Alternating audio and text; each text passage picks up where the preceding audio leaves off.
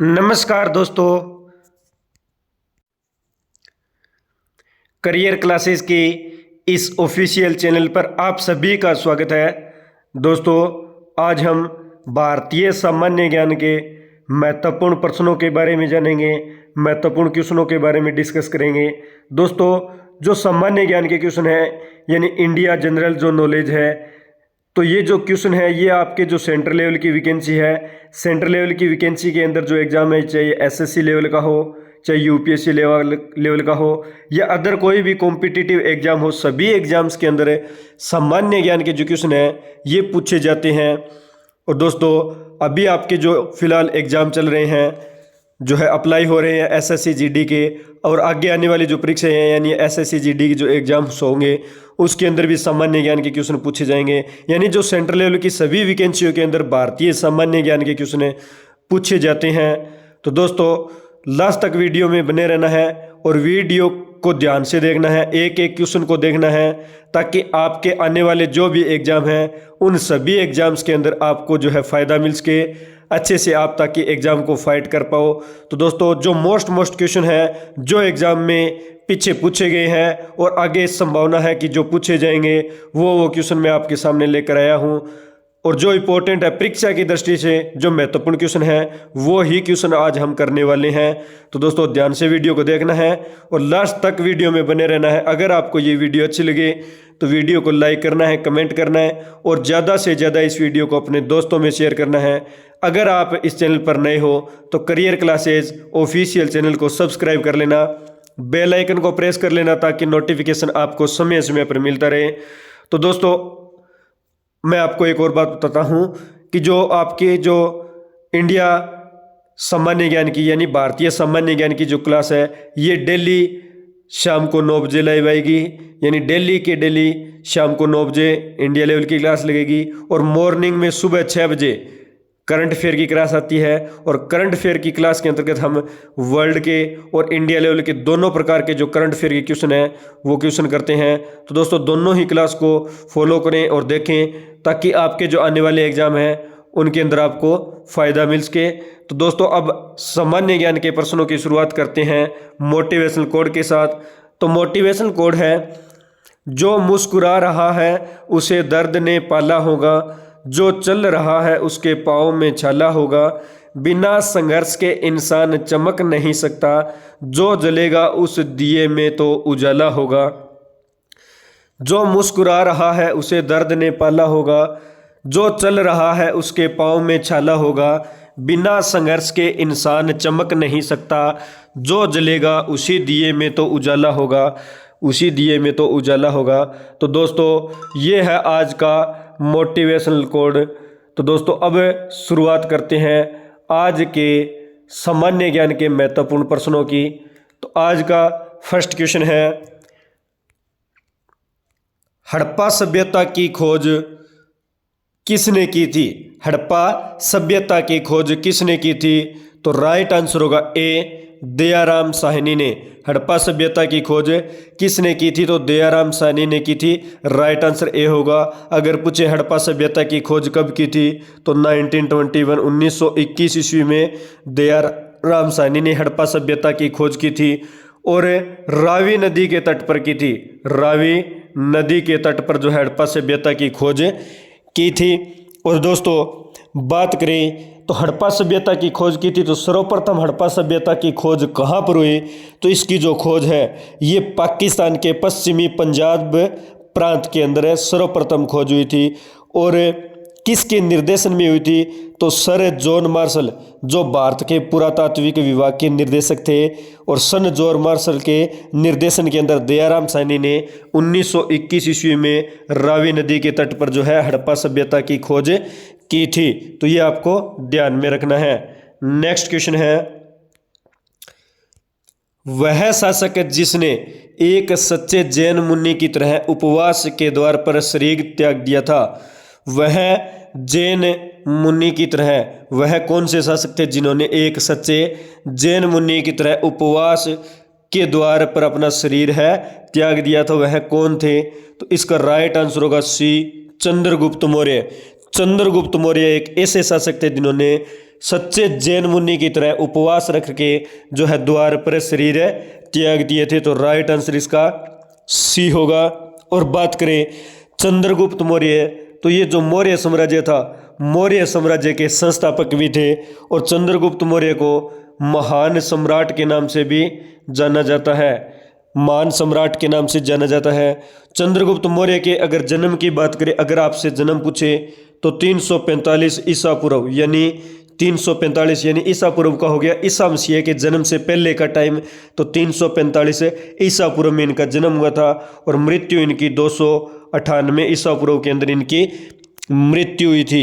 अगर इनके गुरु का नाम पूछे तो गुरु का नाम ध्यान में रखना है चाणक्य, कौटिल्य और विष्णुगुप्त, यानी ये तीनों ही नाम है चाणक्य के हैं, यानी चाणक्य, कौटिल्य और विष्णुगुप्त एक ही आदमी था और ये तीन नाम है मौर्य जो साम्राज्य के संस्थापक थे चंद्रगुप्त मौर्य, इनके गुरु का नाम चाणक्य, कौटिल्य या विष्णुगुप्त। तो ध्यान में रखना है तीनों नाम एक ही है।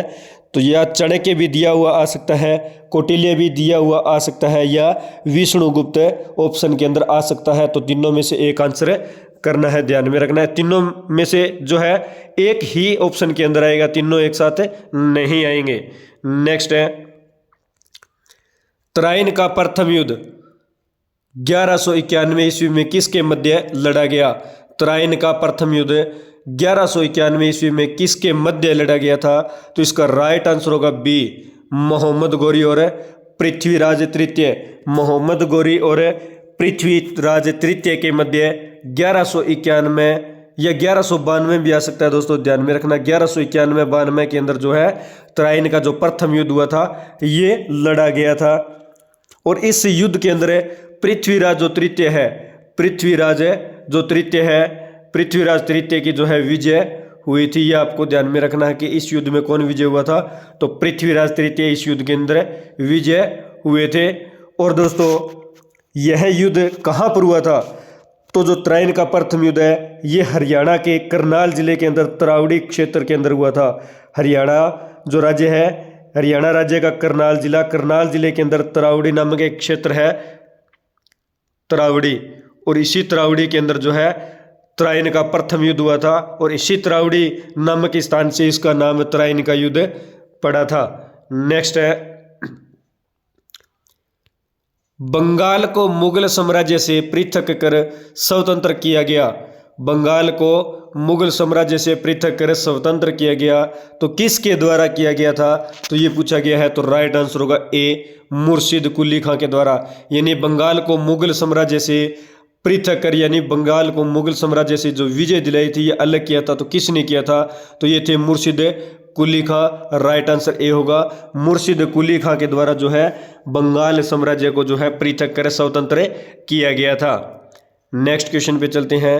विधवा पुनर्विवाह कानून कब बना? विधवा पुनर्विवाह कानून कब बना? तो राइट आंसर होगा 1856 ईस्वी के अंदर। विधवा पुनर्विवाह कानून कब बना? तो 1856 ईस्वी में। 1856 ईस्वी तो डेट भी आपको ध्यान में रखनी है, तो इसकी है 16 जुलाई 1856 ईस्वी को विधवा पुनर्विवाह कानून बना था। और ये कानून जो है ये लॉर्ड डलहौजी के कार्यकाल के दौरान तैयार किया गया था। लॉर्ड डलहौजी के कार्यकाल के दौरान इसे तैयार किया गया था और लॉर्ड कैनिंग के द्वारा इसे पारित किया गया। यानी लॉर्ड डलहौजी के काल में इसे तैयार किया गया और पारित यानी इसे लागू किया गया था। तो ये लॉर्ड कैनिंग के द्वारा इसे पारित किया गया। तो ये दोनों आप पे बातें आपको ध्यान में रखनी है। नेक्स्ट है अंग्रेजों ने फूट डालो और शासन करो की नीति कब अपनाई? अंग्रेजों ने फूट डालो और शासन करो की नीति कब अपनाई थी? तो इसका राइट आंसर होगा सी, 1858 ईस्वी में। यानी 1858 ईस्वी के बाद के दौरान अंग्रेजों ने फूट डालो और शासन करो की नीति अपनाई थी। 1858 ईस्वी के बाद में फूट डालो और शासन करो की नीति अपनाई थी। नेक्स्ट है इंग्लैंड में गृह युद्ध कितने वर्षों तक चला था? इंग्लैंड में गृह युद्ध कितने वर्षों तक चला? तो राइट आंसर होगा बी, 7 वर्षों तक। इंग्लैंड के अंदर गृह युद्ध 7 वर्षों तक चला था। और कब से कब तक चला था, तो ये ध्यान में रखना है 22 अगस्त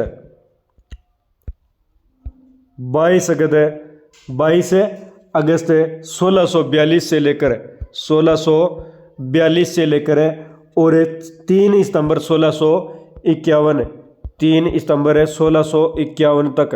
तो गृह युद्ध लगभग 7 वर्षों तक चला था, यानी 22 अगस्त 1642 से 3 सितंबर 1651 तक जो है ये युद्ध चला था।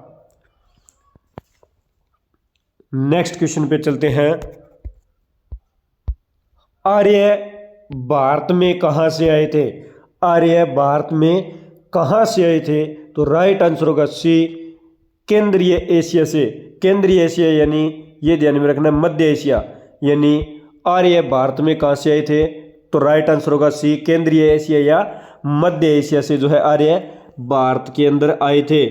नेक्स्ट क्वेश्चन पे चलते हैं। किस अवधि में रामायण एवं महाभारत की रचना हुई थी? किस अवधि में रामायण एवं महाभारत की रचना हुई थी? तो इसका राइट आंसर होगा डी, आर्य अवधि में। आर्य अवधि में रामायण एवं महाभारत की रचना हुई थी। नेक्स्ट क्वेश्चन है, गुप्त समाज की स्थापना किसने की थी? गुप्त समाज की स्थापना किसने की थी? तो राइट आंसर होगा बी, चंद्रगुप्त ने। यानी चंद्रगुप्त ने गुप्त समाज या गुप्त साम्राज्य की स्थापना की थी। और ये स्थापना कब की थी? तो ये ध्यान में रखना है 319 या 320 ईस्वी के अंदर। 319 या 320 ईस्वी में गुप्त यानी समाज की स्थापना या गुप्त साम्राज्य की स्थापना चंद्रगुप्त के द्वारा की गई थी। नेक्स्ट है, पानीपत की दूसरी लड़ाई किन के बीच हुई थी? पानीपत की दूसरी लड़ाई है ये किन के बीच हुई थी? तो इसका राइट आंसर होगा ए, बेगम खान यानी बैरम खान है। बैरम खान और हेमू यानी बैरम खान है ये अकबर के सेनापति थे, और हेमू यानी हेमू अकबर के, बैरम खान अकबर के सेनापति थे। और हेमू है यानी हेमचंद्र विक्रमादित्य। हेमू का फुल नाम है हेमचंद्र विक्रमादित्य। तो उत्तर भारत के हिंदू सम्राट हेमचंद्र विक्रमादित्य और अकबर की सेना के मध्य यानी बैरम खां के मध्य जो है पानीपत की दूसरी लड़ाई हुई थी। और ये लड़ाई हुई कब थी? तो 5 नवंबर 1556। डेट आपको ध्यान में रखनी है, 5 नवंबर 1556 ईस्वी में। 5 नवंबर 1556 में उत्तर भारत के जो सम्राट थे हेमचंद्र विक्रमादित्य और अकबर के सेनापति बैरम खान के मध्य जो है ये पानीपत की दूसरी लड़ाई हुई थी। नेक्स्ट है, मोहम्मद गोरी कहाँ का शासक था? मोहम्मद गोरी कहाँ का शासक था? तो राइट आंसर होगा ए, अफगान। मोहम्मद गोरी एक अफगान शासक था, यानी अफगानिस्तान का एक शासक था। और बात करें अफगान का शासक, तो ये 11वीं शताब्दी के अंदर था। ध्यान में रखना है कौन सी शताब्दी में पूछे तो 11वीं शताब्दी के अंदर जो है अफगानी शासक रहा था मोहम्मद गोरी। नेक्स्ट है, मस्तानी किस शासक की प्रेयसी है? मस्तानी किस शासक की प्रेयसी, यानी प्रेयसी का मतलब ध्यान में रखना है, प्रेयसी का मतलब होता है पत्नी। प्रेयसी का मतलब पत्नी होता है। और मस्तानी है पूछा गया है कि किस शासक की प्रेयसी या पत्नी थी? तो राइट आंसर होगा ए, बाजीराव पेशवा। यानी बाजीराव पेशवा, पेशवा बाजीराव प्रथम जो थे, प्रथम है बाजीराव पेशवा प्रथम थे, इनकी पत्नी थी मस्तानी। और दोस्तों बात करें तो ये जो है पेशवा बाजीराव की दूसरी पत्नी थी, मस्तानी है ये पेशवा बाजीराव प्रथम की दूसरी पत्नी थी। और मस्तानी एक मुस्लिम राजपूत थी, मुस्लिम राजपूत थी। और इनने ये पन्ना के महाराजा थे, क्षत्रसाल, पन्ना के महाराज थे क्षत्रसाल, और क्षत्रसाल की ये पुत्री थी। नेक्स्ट क्वेश्चन पे चलते हैं। बिहार प्रदेश को किस मुस्लिम शासक ने सर्वप्रथम जीता था? बिहार प्रदेश को सर्वप्रथम में किस मुस्लिम शासक ने जीता था? तो राइट आंसर होगा बी, खिलजी ने। बिहार प्रदेश को सर्वप्रथम में खिलजी ने जीता था, तो राइट आंसर ए होगा। अब खिलजी, तो खिलजी का पूरा नाम अगर पूछे तो मोहम्मद बिन बख्तियार खिलजी, मोहम्मद बिन बख्तियार खिलजी। मोहम्मद बिन बख्तियार खिलजी, ये इसका पूरा नाम है। और इसने ही बिहार प्रदेश को, जो है मुस्लिम शासक था, बिहार प्रदेश को सर्वप्रथम जीता था। अब कब जीता था, अगर आपको सन पूछे तो ध्यान में रखना है 1198 ईस्वी के अंदर बिहार को जीता था। और जो खिलजी है, खिलजी ने जो बिहार के अंदर एक शिक्षण संस्थान है जिसका नाम आप सभी जानते होंगे, नालंदा विश्वविद्यालय, तो नालंदा विश्वविद्यालय को 1198 ईस्वी में जलाकर नष्ट कर दिया था। तो ये भी बात आपको ध्यान में रखनी है कि नालंदा विश्वविद्यालय को नष्ट कब किया गया, तो 1198 ईस्वी में खिलजी यानी मोहम्मद बिन बख्तियार खिलजी के द्वारा नष्ट किया गया था। नेक्स्ट है, मुगल काल में सर्वप्रथम किस शहर में अंग्रेजों ने अपने कारखाने स्थापित किए? मुगल काल में सर्वप्रथम किस शहर में अंग्रेजों ने अपने कारखाने स्थापित किए? तो राइट आंसर होगा डी, सूरत। और सूरत वर्तमान में जो है गुजरात के अंदर है, सूरत वर्तमान में गुजरात में है। और मुगल ने सर्वप्रथम गुजरात यानी सूरत के अंदर जो अपने कारखाने स्थापित किए थे। अब कब किए थे, तो ये आपको ध्यान में रखना है। तो 1608 ईस्वी की बात है। 1608 ईस्वी में विलियम हॉकिंस यानी ईस्ट इंडिया कंपनी के एक जो है अधिकारी थे, विलियम हॉकिंस। तो 1608 ईस्वी में विलियम हॉकिंस है, ये ईस्ट इंडिया कंपनी के जहाज लेकर जो है सूरत के अंदर आए थे। 1608 ईस्वी में सूरत के अंदर आए थे। और 11 जनवरी 1613 को, 11 जनवरी 1613 ईस्वी को सूरत के अंदर इन्होंने सर्वप्रथम जो है कारखाने को स्थापित किया था। तो ये ध्यान में रखना है, कारखाने को कब स्थापित किया, तो 11 जनवरी 1613 ईस्वी को। सूरत कब आए, तो 1608 ईस्वी को। नेक्स्ट है, पहली सहायक संधि कौन सी थी? पहली सहायक संधि कौन सी थी, तो राइट आंसर होगा बी, निजाम है, ये पहली सहायक संधि थी। यानी निजाम जो पहली सहायक संधि थी, तो निजाम, तो ये जो लॉर्ड वेलेस्ली था, लॉर्ड वेलेस्ली की सहायक संधि को स्वीकार करने वाले प्रथम व्यक्ति निजाम थे। लॉर्ड वेलेस्ली की जो सहायक संधि है इसे स्वीकार करने वाले प्रथम व्यक्ति निजाम थे। और उन्हीं निजाम के नाम पर इस संधि का नाम है निजाम संधि जो है पड़ा था, निजाम संधि इसका नाम है पड़ा था। और बात करें कि निजाम संधि जो पहली सहायक संधि है ये कब हुई, तो 1798 ईस्वी में निजाम ने 1798 ईस्वी के समय जो है ये सहायक संधि है ये स्वीकार की थी। तो निजाम ने लॉर्ड वेलेस्ली की सहायक संधि को स्वीकार करने वाला जो है प्रथम भारतीय शासक था। और ये कहाँ का था, तो ये हैदराबाद का शासक था, हैदराबाद का शासक था, ये भी आपको ध्यान में रखना है। और 1798 ईस्वी में संधि को स्वीकार किया था। नेक्स्ट है, कर्नाटक संगीत का पितामह किसे कहा जाता है? कर्नाटक संगीत का पितामह या कर्नाटक संगीत के पिता किसे कहा जाता है, तो इसका राइट आंसर होगा सी, पुरंदरदास। पुरंदरदास को कर्नाटक संगीत के पितामह या कर्नाटक संगीत के पिता कहा जाता है। और पुरंदरदास ये एक कृष्ण भक्त थे, पुरंदरदास है ये कृष्ण के भक्त थे। और ये कर्नाटक संगीत के संस्थापक भी माने जाते हैं। यानी कर्नाटक संगीत के जो संस्थापक थे, संगीतकार थे मुख्य उनमें से इनका नाम जो है गिना जाता है, इनका नाम भी उनके अंदर आता है। यानी पुरंदरदास को भी कर्नाटक जो संगीत है इसके संस्थापक भी माना जाता है, ये आपको ध्यान में रखना है। नेक्स्ट है, किसके शासनकाल में प्रथम चीनी यात्री भारत में आया था? किसके शासनकाल में प्रथम जो चीनी यात्री है ये भारत आया था? इसका राइट आंसर होगा डी, चंद्रगुप्त द्वितीय। चंद्रगुप्त द्वितीय के शासनकाल में प्रथम चीनी यात्री भारत आया था। और प्रथम चीनी यात्री का नाम क्या है, तो ये ध्यान में रखना है, प्रथम चीनी यात्री था फायान। और फायान है ये भारत आया था चंद्रगुप्त द्वितीय के शासनकाल के अंदर। और बात करें कब आया था, तो ये 399 से 399 ईस्वी के दौरान भारत आया था। और 414 ईस्वी तक ये भारत के अंदर रहा था। 399 ईस्वी के अंदर आया था और 414 ईस्वी तक भारत में रहा था। नेक्स्ट है, निम्नलिखित मुगल शासकों में से किसे प्रिंस ऑफ विल्डर्स के नाम से जाना जाता है? यानी किस मुगल शासक को प्रिंस ऑफ विल्डर्स के नाम से जाना जाता है? इसका राइट आंसर होगा सी, शाहजहां।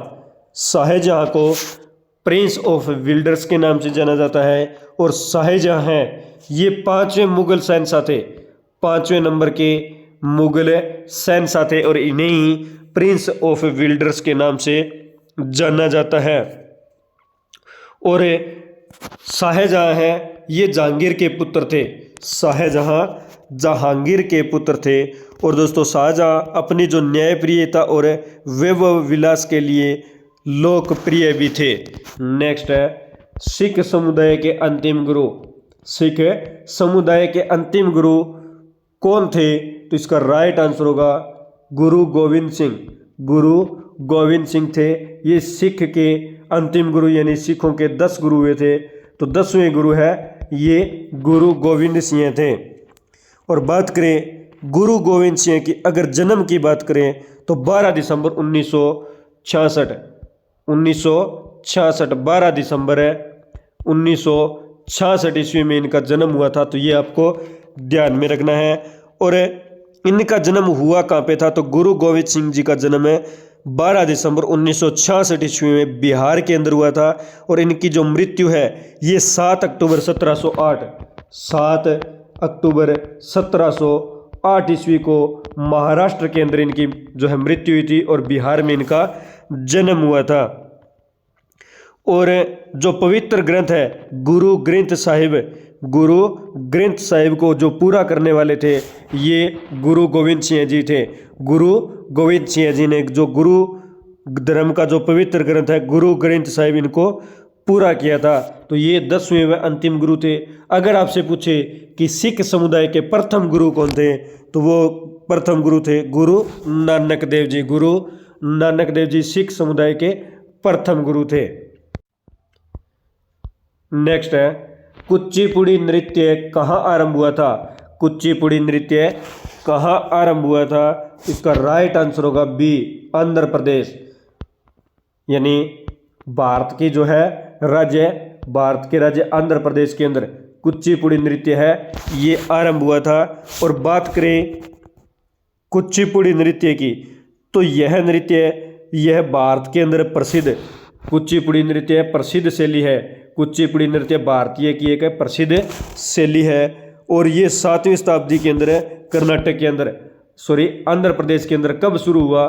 तो 7वीं शताब्दी के अंदर आंध्र प्रदेश में ये शुरू हुआ और यह पूरे दक्षिण भारत के अंदर प्रसिद्ध शैली है। कुचिपुड़ी नृत्य शैली दक्षिणी भारत के अंदर प्रसिद्ध शैली है। नेक्स्ट क्वेश्चन पे चलते हैं। चित्रकला की गांधार शैली का सूत्रपात किसके द्वारा किया गया? चित्रकला की गांधार शैली का सूत्रपात किसके द्वारा किया गया था? तो राइट आंसर होगा बी, महायान संप्रदाय के द्वारा। महायान संप्रदाय के द्वारा जो है गांधार शैली का सूत्रपात किया गया था। और कब? कुषाण काल में किया गया था। कुषाण काल के अंदर चित्रकला की गांधार शैली का सूत्रपात है ये महायान संप्रदाय के द्वारा किया गया था। और ये कब किया गया था? तो ये कुषाण काल के अंदर किया गया था, तो ध्यान में रखना है कुषाण काल के दौरान किया गया था।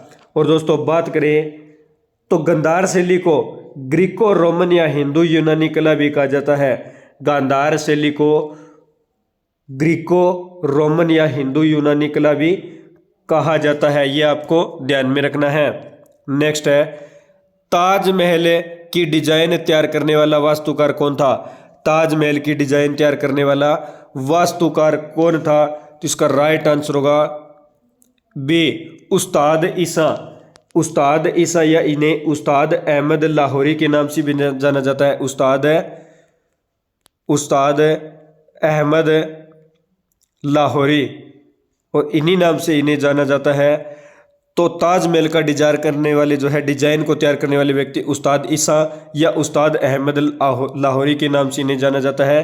तो इन्होंने ताजमहल का डिजाइन तैयार किया था। और बात करें तो ताजमहल है ये ताजमहल 1632 ईस्वी में, ताजमहल का निर्माण 1632 ईस्वी में शाहजहां ने अपने बेगम की याद के अंदर इसका निर्माण करवाया था। और 1983 ईस्वी में 1983 में 1983 में इसे विश्व धरोहर की, जो यूनेस्को की विश्व धरोहर सूची है, इसमें शामिल किया गया था। तो ये ध्यान में रखना है कि ताजमहल को यूनेस्को की विश्व धरोहर सूची में कब शामिल किया गया, तो 1983 ईस्वी में। नेक्स्ट है, बौद्धों के विश्वास के अनुसार गौतम बुद्ध का अगला अवतार किसे माना गया है। बौद्धों के विश्वास के अनुसार गौतम बुद्ध का अगला अवतार किसे माना गया है, तो इसका राइट आंसर होगा सी, मैत्रेय। यानी जो मैत्रेय बुद्ध है, मैत्रेय बुद्ध को बौद्धों के विश्वास के अनुसार गौतम बुद्ध का अगला अवतार माना गया है। नेक्स्ट है,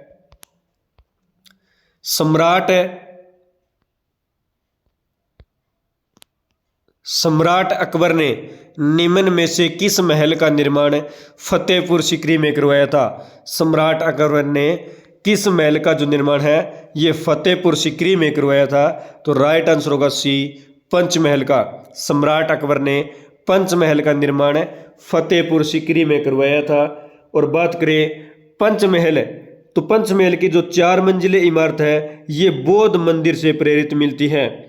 जो 4 मंजिलें इसकी बनी हुई है ये बौद्ध जो मंदिर है ये बौद्ध मंदिर से प्रेरित मिलती जुलती इमारत है। और बात करें पंचमहल की, तो पंचमहल का जो निर्माण है ये 1571 से लेकर 1571 से 1585 के मध्य करवाया गया था। पंचमहल का निर्माण 1571 से 1585 के मध्य करवाया गया था। और दोस्तों एक बात ध्यान में रखनी है, जो पंचमहल है इसे ड्रीम इन स्टोन के रूप में भी जाना जाता है। यानी किस महल को ड्रीम इन स्टोन के रूप में जाना जाता है, तो पंचमहल को पंचमहल को ड्रीम इन स्टोन के रूप में जाना जाता है। तो ये आपको ध्यान में रखना है। नेक्स्ट है, कुतुब मीनार के पास स्थित लोहे स्तंभ किस राजा ने बनवाया था। कुतुब मीनार के पास स्थित लोहे स्तंभ को किस राजा ने बनवाया था, तो इसका राइट आंसर होगा बी, समुद्रगुप्त। यानी कुतुब मीनार के